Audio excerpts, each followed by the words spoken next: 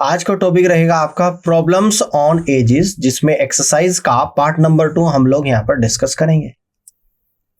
Last exercise में हमने problem number 8 तक डिस्कस कर लिया था। अब आज की क्लास में प्रॉब्लम नंबर 9 से आगे बढ़ेंगे। The difference between the ages of two man is 10 years. ठीक है ना, दो व्यक्तियों की उम्र का अंतर 10 साल है। 15 ईयर्स अगो, 15 साल पहले, the elder one was twice as old as the younger one. 15 साल पहले जो बड़ा व्यक्ति था वह छोटे व्यक्ति से कितना था? 2 गुना बड़ा था। The present age of the elder man, तो बड़े वाले व्यक्ति की वर्तमान आयु क्या है ये आप लोगों को बतानी है। ठीक है ना, ये आप लोगों को यहां पर बतानी है। क्लियर है? तो हम लोग इस क्वेश्चन को किस तरीके से करेंगे, ध्यान से समझते हैं। तो यहां पे मैं कह दूंगा let the present age of younger man। Younger man की प्रेजेंट एज को मैं मान लेता हूं x ईयर्स, और let the present age of elder man, तो इसकी उम्र को कितना मानूंगा? जब दोनों की उम्र का डिफरेंस 10 साल है तो इसकी उम्र, यानी कि ये बड़ा हो गया तो इसकी उम्र हो जाएगी x + 10। यहां तक समझ में आ गया? अब क्या कह रहा है अकॉर्डिंग टू क्वेश्चन, कह रहा है कि 15 ईयर्स एगो जो एल्डर था वो यंगर का 2 गुना था। तो 15 साल पहले एल्डर की उम्र कितनी हो जाएगी? x + 10 और -15 कर दूंगा। और 15 साल पहले जो यंगर था उसकी उम्र कितनी हो जाएगी? x - 15 हो जाएगी। अब कौन 2 गुना था? जो बड़ा वाला है। तो अगर छोटे वाले में 2 की गुणा कर दूंगा तो दोनों की उम्र बराबर हो जाएगी।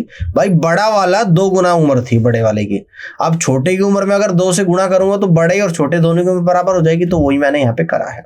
सॉल्व करते हैं अब यहाँ पे x + 10 - 15 यानी x - 5, और 2x माइनस का 30 आएगा।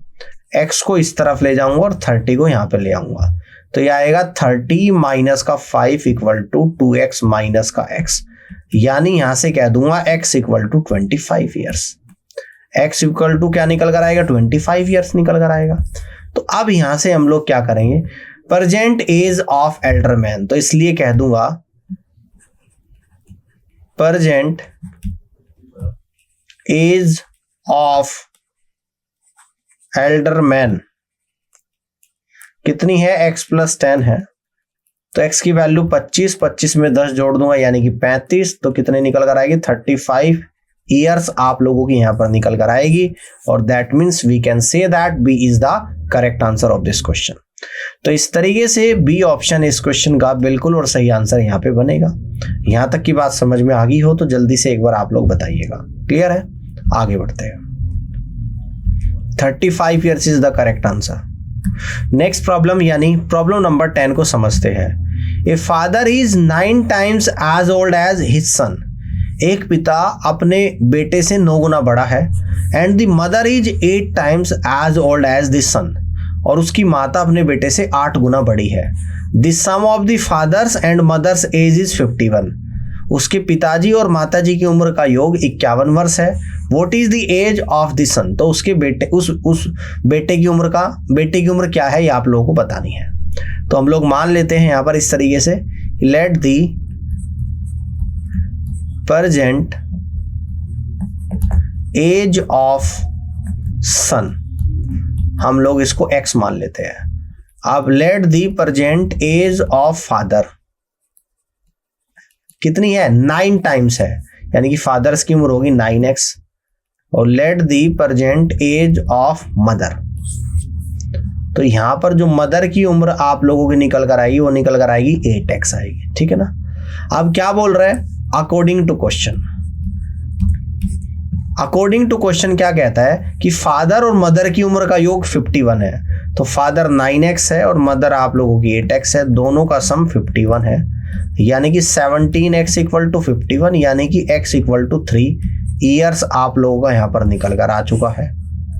पूछता है किसकी उम्र? सन की उम्र। सन की उम्र क्या थी? x। तो यहां से कह दूंगा age of son. Age of son जो आपकी निकल कर आएगी यहां पर 3 ईयर्स। कितनी आ जाएगी आप लोगों की? 3 ईयर्स आ जाएगी। तो that means we can say that D is the correct answer of this question. Clear है? इस तरीके से आप लोग इस क्वेश्चन को कर सकते हैं। आगे बढ़ते हैं, प्रॉब्लम नंबर 11 को यहां पे समझते हैं। The age of a mother today is thrice that of her daughter. आज उसकी माता की उम्र उसकी बेटी की उम्र की 3 गुनी है।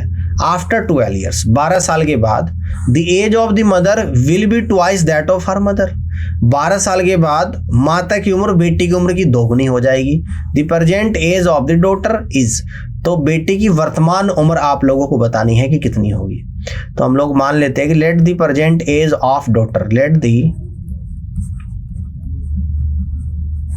प्रेजेंट एज ऑफ डॉटर कितनी है? x है। तो मदर की उम्र कितनी होगी? Let the present age of mother कितनी होगी? यहां पर 3 गुना यानी कि 3x हो जाएगी। ठीक है, अब अकॉर्डिंग टू क्वेश्चन देख लेते हैं। कहते हैं कि after 12 years the age of mother will be twice. After 12 साल के बाद मदर की उम्र कितनी हो जाएगी? 3x + 12 हो जाएगी। और बेटी की उम्र कितनी हो जाएगी? x + 12 हो जाएगी। और क्या बोल रहा है कि 12 साल के बाद मदर की उम्र बेटी की 2 गुनी होगी। अगर बेटी की उम्र को 2 गुनी कर दूं 12 साल के बाद, तो देखो 12 साल के बाद मदर बेटी से 2 गुनी है, तो बेटी की तरफ 2 से मल्टीप्लाई कर दूंगा तो 12 साल के बाद दोनों की उम्र अब बराबर हो जाएगी, है ना? क्लियर है? बेटी की 2 गुनी के बराबर ही तो 12 साल के बाद, 12 साल के बाद बेटी की उम्र की 2 गुनी के बराबर मदर की उम्र के बराबर है। तो यहां पर मदर की उम्र 12 साल के बाद इक्वल टू 2 गुना 12 साल के बाद बेटी की उम्र। तो ये निकल कर आएगा 3x + का 12 इक्वल टू 2x और प्लस का 24। x को इस तरफ ले जाऊंगा और 12 को यहां पे ले जाऊंगा, तो ये आएगा x = 12 आपका निकल कर आएगा। x = 12 ईयर्स आप लोग यहां पर निकल कर आ जाएगा। ठीक है ना? क्या कहता है कि डॉटर की उम्र, तो डॉटर की उम्र कितनी थी? x निकल कर आएगा 12 साल, तो इसलिए कह दूंगा age of daughter, age of daughter जो निकल कर आई है आप लोगों की 12 ईयर्स, जो कि ए ऑप्शन में आप लोगों को दे रखा, और यहां से आप कहेंगे कि A is the correct answer of this question. Clear है? आगे बढ़ते हैं, प्रॉब्लम नंबर 12 को यहां पे समझते हैं। The present age of son is half of the present age of his mother. वर्तमान में बेटे की उम्र उसकी माता की उम्र की आधी है। 10 years ago, 10 साल पहले, his mother's age was thrice the age of her son। 10 साल पहले उसकी माता की उम्र बेटे की उम्र की क्या थी? 3 गुनी थी। What is the present age of the son? तो वर्तमान में उसके बेटे की उम्र क्या है, ये आप लोगों को बतानी है। तो हम लोग मान लेते हैं कि let the present age of son, let the present age of son कितनी मान लेते हैं? x मान लेते हैं। ठीक है ना? कितनी मान लेते हैं? x मान लेते हैं।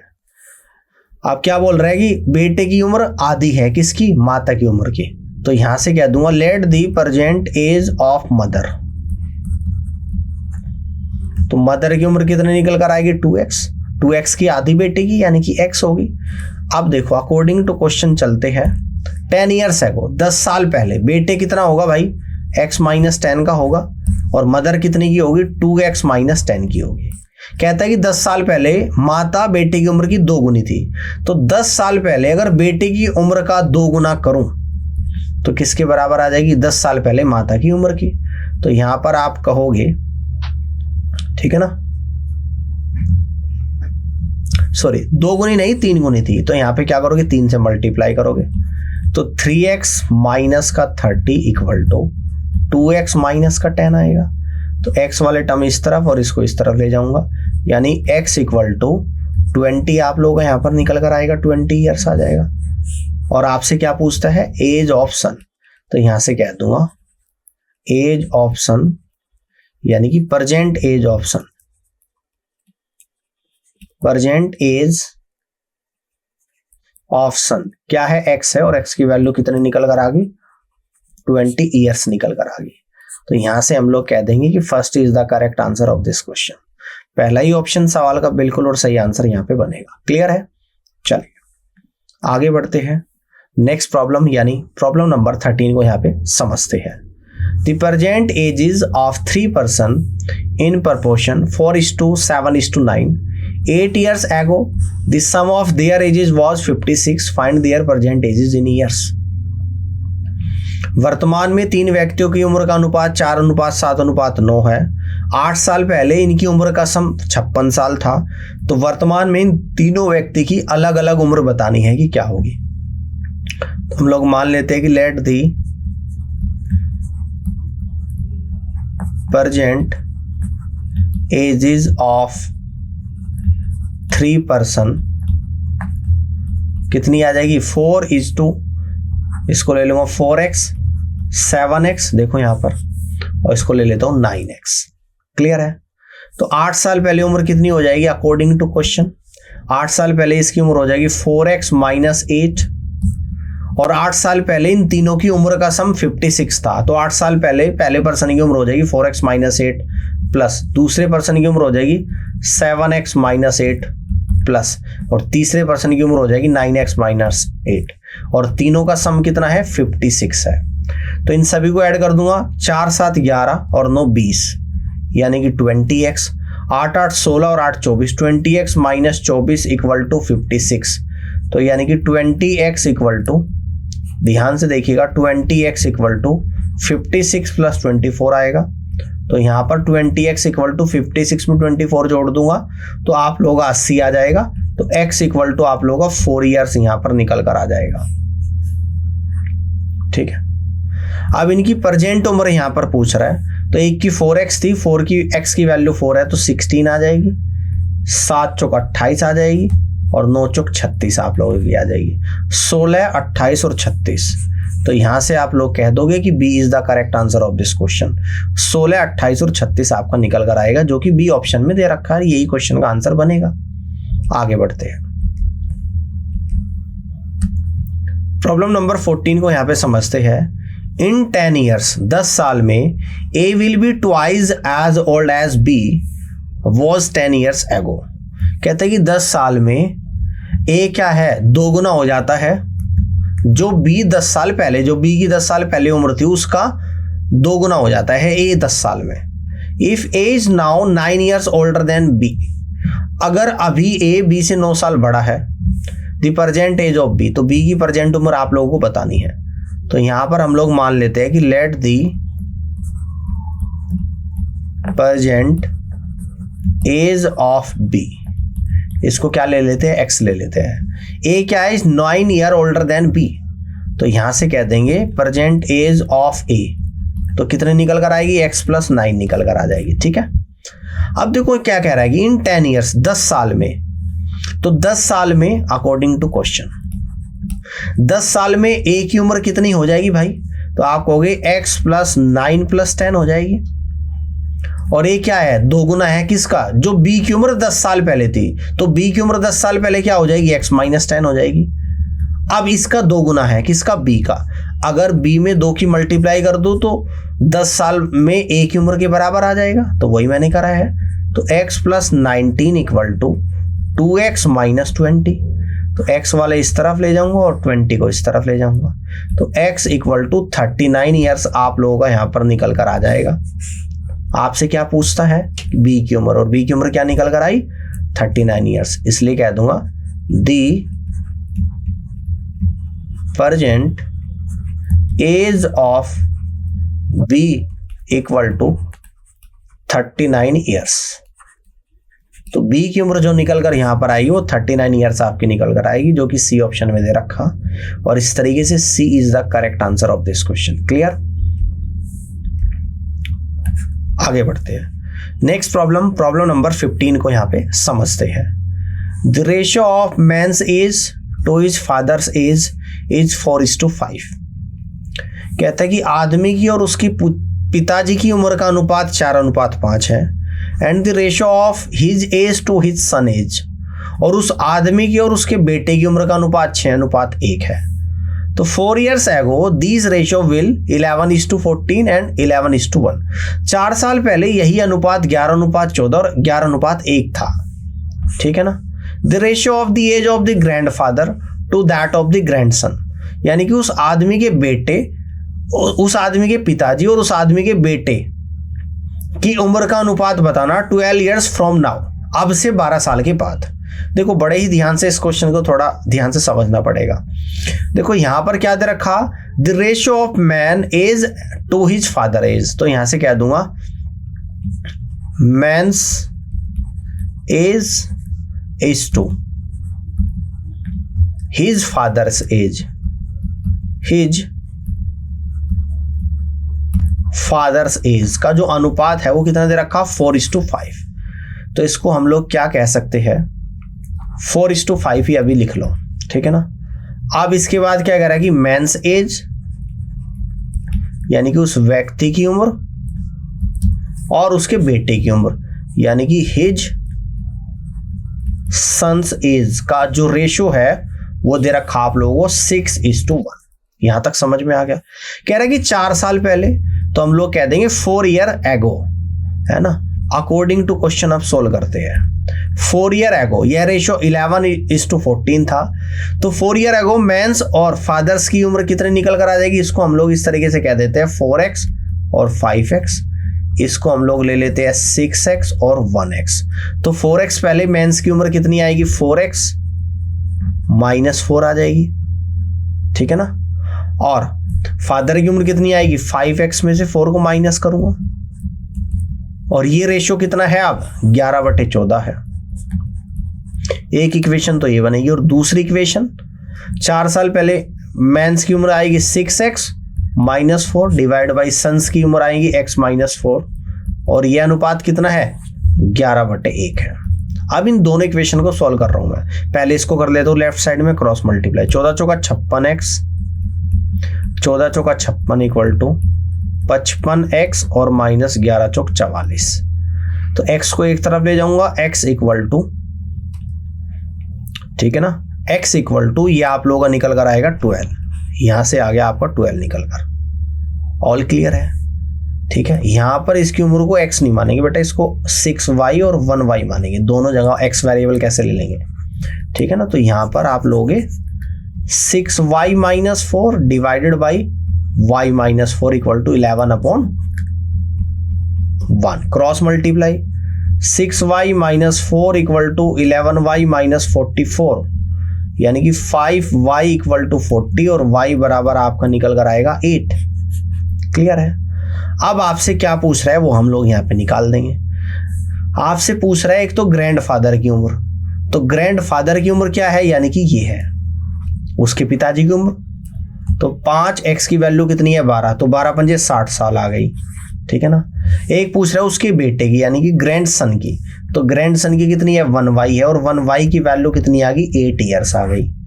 क्या कह रहा है कि अब से 12 साल के बाद, तो 60 में भी 12 जोड़ दूंगा, रिक्वायर्ड रेशो अनुपात 8 में भी 12 जोड़ दूंगा। ये रिक्वायर्ड रेशो आप लोगों को निकालना है, 60 12 72 अनुपात 20 आएगा, तो 4 से 18 बर और 4 से 5 बर, तो यानी कि आपका जो आंसर यहां पर निकल कर आ जाएगा वो ऑप्शन नंबर सी बनेगा, है ना। 18:5 इस क्वेश्चन का राइट आंसर बनेगा। अब कई बच्चे कंफ्यूज हो गए, ग्रैंडफादर ग्रैंडसन कहां से आ गया।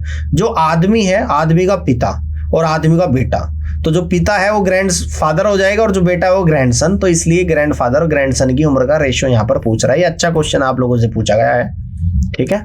अब आगे बढ़ते हैं। 18:5 this is the right answer of this question. Next problem number 16 को यहां पर समझते हैं। The ratio of ages of 2 students is 5:4, यानी कि यहां पर कह रहा है कि 2 विद्यार्थियों की उम्र का अनुपात 5:4 है। The difference between their ages is 8 years, इन दोनों विद्यार्थियों की आयु का अंतर 8 साल है। तो what is the age of the younger students, तो यंगर कौन सा होता है, यानी कि छोटा जो स्टूडेंट्स है उसकी उम्र आप लोगों को बतानी है। तो यानी कि यहां पर दे रखा ratio of ages of 2 students, और ये दे रखा आप लोगों को 5:4। अगर इसकी एक की उम्र को 5x ले लूं और दूसरे को ले लूंगा 4x, समझना है। और इन दोनों की उम्र का डिफरेंस अगर मैं लूं तो आप कहोगे डिफरेंस आएगा 5x माइनस का 4x इक्वल टू x। जो कि कितना है 8 साल के बराबर है, यानी x इक्वल टू 8 ईयर्स के बराबर है। क्लियर है? तो छोटे स्टूडेंट्स की उम्र यानी कि 4x की वैल्यू निकालनी है, तो यहां से मैं कह दूंगा यंगर स्टूडेंट्स, यानी कि एज ऑफ यंगर स्टूडेंट्स कितनी है 4x है, x की वैल्यू 8 है, यानी कि 4 इंटू 8 इक्वल टू 32 ईयर्स। ये छोटा है 32 साल का विद्यार्थी, बड़ा ही होता है वैसे तो इस तरीके से आप लोग यहां से कह दोगे कि बी ऑप्शन इस क्वेश्चन का बिल्कुल और सही आंसर बनेगा। अगर बड़े विद्यार्थी की उम्र पूछेगा तो 5x की वैल्यू निकाल देंगे, x बराबर 8 है तो बड़े की आ जाएगी 40 साल। ठीक है ना, बड़ा विद्यार्थी 40 साल का, छोटा विद्यार्थी 32 साल का, डिफरेंस कितना आ गया 8 साल। वैल्यू सेटिस्फाइड भी हो गई। तो इस तरीके से भी आप लोग चेक भी कर सकते हो, इजीली हो जाएगा, लेकिन एग्जाम में करने की जरूरत नहीं। अभी के लिए मैं आप लोगों को ये सारी चीजें बता रहा हूँ, एग्जाम में ये सब करने से टाइम वेस्ट होगा। क्लियर है? चलो, यहां तक की बात क्लियर हो गई है। तो इसी के साथ आपका प्रॉब्लम ऑन एजेस का टॉपिक भी कंप्लीट हो चुका है। लगभग 16 क्वेश्चंस हमने यहां पर डिस्कस किए हैं, और इन क्वेश्चन के माध्यम से ही मैंने सारे कॉन्सेप्ट भी आप लोगों को यहां पर बता दिए हैं। प्रॉब्लम ऑन एजेस में अलग से थ्योरी एंड कॉन्सेप्ट कुछ भी पढ़ने की कोई भी जरूरत नहीं है। अगर आप इन क्वेश्चंस का प्रैक्टिस अच्छे से कर लोगे तो कोई भी प्रॉब्लम ऑन एजेस का क्वेश्चन आप छोड़कर नहीं आओगे। ये थे आपके एक्सरसाइज के क्वेश्चंस। इनके जरिए मैंने एक तरीके से ही सभी एज के सवालों को सॉल्व कराया है आप लोगों को। किससे कराया है? रेशो मेथड से। हमने हर क्वेश्चंस को सॉल्व करने के लिए रेशो मेथड अप्लाई किया है। क्लियर है? यहां तक की बात समझ में आ रही है? अब इसके बाद हम लोग कुछ प्रॉब्लम एंड एजेस में प्रीवियस ईयर क्वेश्चंस भी डिस्कस करेंगे, जो अब से पहले आपके एग्जाम में पूछे जा चुके हैं। तो जब नेक्स्ट क्लास हमारी होगी उसमें हम लोग problem and ages, problem on ages के प्रीवियस ईयर क्वेश्चंस करेंगे। अगर आपने इन 16 क्वेश्चन को अच्छे से देख लिया है तो आप खुद ब खुद देखना कि उन प्रीवियस ईयर क्वेश्चंस को भी आप लोग कर पाओगे, उसमें भी आपको कोई तकलीफ नहीं होगी। तो जिस बच्चे ने क्लास को देख ली बहुत अच्छी बात है, जिसने नहीं देखी वो इन दोनों क्लास को जरूर देख लीजिएगा। तो आप इस क्लास को ज्वाइन करने के लिए आप सभी का बहुत बहुत धन्यवाद। अब मैं आपसे मिलूंगा अपनी अगली क्लास में प्रॉब्लम एंड एज के प्रीवियस ईयर क्वेश्चंस के साथ। Thank you so much.